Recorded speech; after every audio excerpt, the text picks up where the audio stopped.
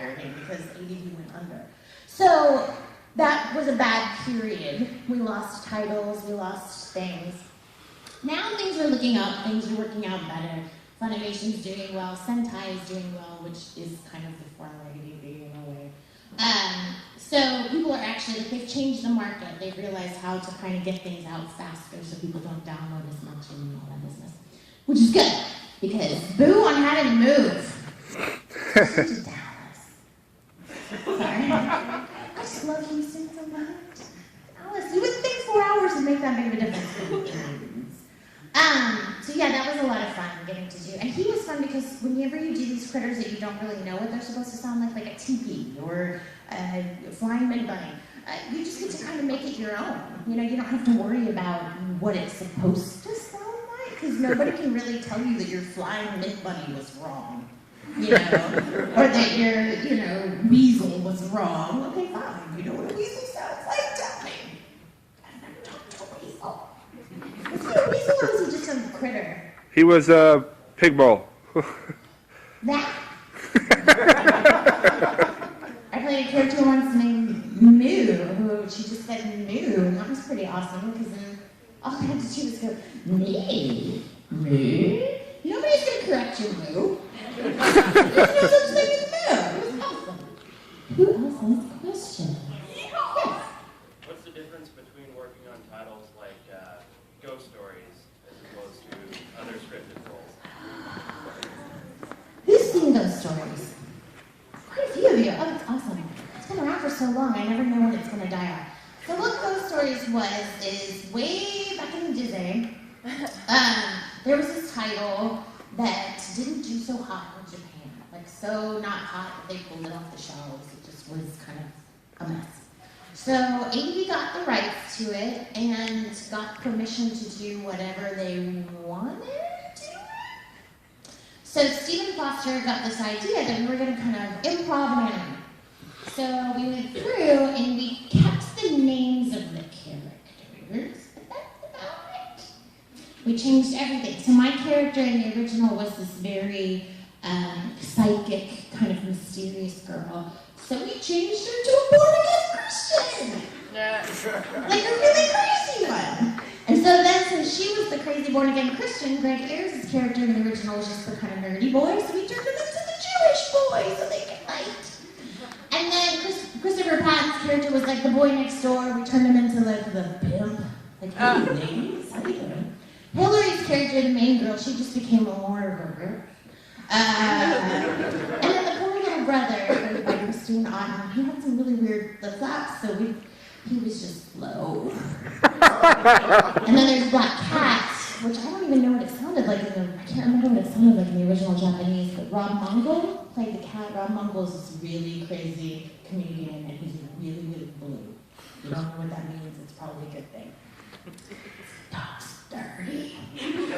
So it was hilarious to have him as the cat. So what we would do is we would go in, and you wanted to be the first one in, because then that meant you laid the groundwork for the scene. You got to kind of make up whatever the scene was going to be about, and we would work with Steven and figure out what was the funniest. And then everybody else would come in. If you were the last person in, it was the hardest, because everybody else was already laying their jokes, and then you had to figure out how to put yourself in there and make it funny. Somehow it kind of created a story. We thought it was just going to be stupidity the whole way through, but it actually kind of came around, which was so weird.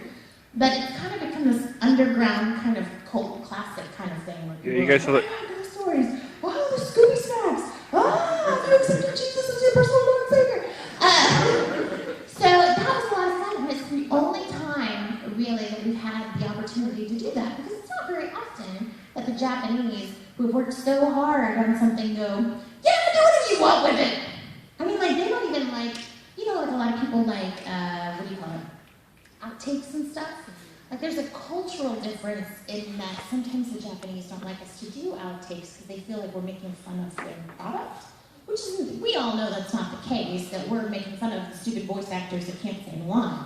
But it's like a cultural thing that isn't kind of understood, so that's why a lot of times you don't see outtakes in their numbers, because it's hard to explain why that's funny to them. They're like, don't laugh at my product. It's like, well, we're not.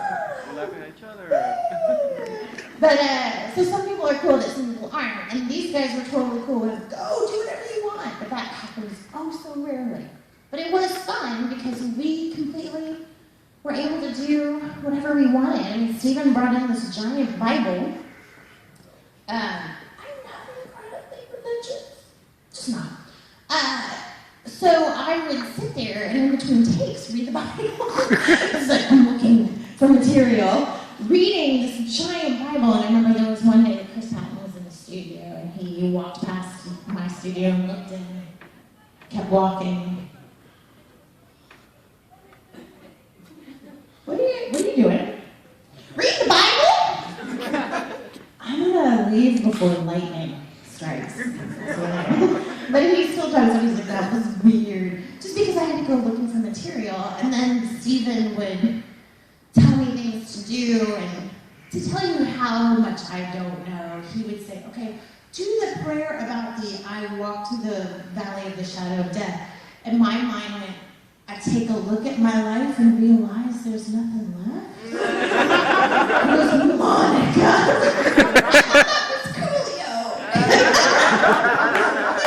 He's like, yeah, that was after it was in the Bible. So yeah, that was a lot of fun. Working with the scripted stuff, though, moves a lot faster. Obviously, we have stuff that is adapted and whatnot. You can get through it a lot faster. And these days, because things are put up on the internet as soon as they're licensed, and then things are dubbed automatically as fast as they can to get stuff out, we move at a pace that is ridiculously fast. Back in the day, like noir, let's say, it took us probably a year to record noir or Excel Saga. I just recorded a 12-episode series in 2 days as a main character. That never happened before. Like, if you had told me that 10 years ago, I would have been like, yeah, right. Oh, okay. There was one week I did 60 hours as the lead character, and I did Campione, and what was the other one? Kokoro Connect, and another show that hasn't been announced yet. And I did it all in 1 week. Whoa. Crazy. So yeah, a lot of times it's scripted these days because we need to go as fast as possible. But yeah, ghost stories is so maybe someday it'll happen. Riff tracks for anime. Yeah, well, I think they were trying to get the license again, or maybe because they were joking about doing season 2 and just having the exact same animation, but just completely having it be season 2. Like, that would be awesome. I don't know if that's going to happen. Who else has a question? How did you get into voice acting? It was a weird accident. I used to do a lot of Shakespeare. Shakespeare in the Park and Shakespeare at school, and I was Shakespeare. I was an actor, very serious actor. And I worked with a gentleman named Jason Douglas. Y'all know who Jason Douglas is, right? He's Il Palazzo, and he's all kinds of stuff. He's all over anime, I just can't tell you. He's also all over film and television. If you watch Revolution or Nashville or any of those shows, he's all over. He's a fantastic actor. He and I went to school together. Along with Jim Parsons. I went to college with Sheldon. So we all went to college together. And a couple years later, I was doing a show with Jason, and he's like, he had a keychain from something, and my brother's an anime fan, so I knew what it was. And I said, hey, dude, you don't seem like the kind of guy that'd be into anime. Why do you have an anime keychain? He's like, oh, that's my character. You just like that guy a lot? What is this about? He's like, no, I voiced that character. I'm like, what are you talking about, you voiced that character? He's like, dude, do it here in Houston. So I didn't know anything like that existed in Houston. I thought it was only in LA. So he's like, you should really audition because you sound like you're 5. Thanks, Jason. So he gave me the number, and I called, and it just so happened that AV was having auditions that weekend. And I went and auditioned and had a blast, and then I didn't hear anything for like 3 or 4 months, and they called me in to do Walla on Nadeshko. If you guys don't know what Walla is, it's called With All Actors. And basically, anytime you see a scene where people are going to school and you hear them all like in the background, hey, how you doing? Did you do the homework? Yeah, you look great. That's that's what we have to do. So you lock a bunch of actors in a booth and go,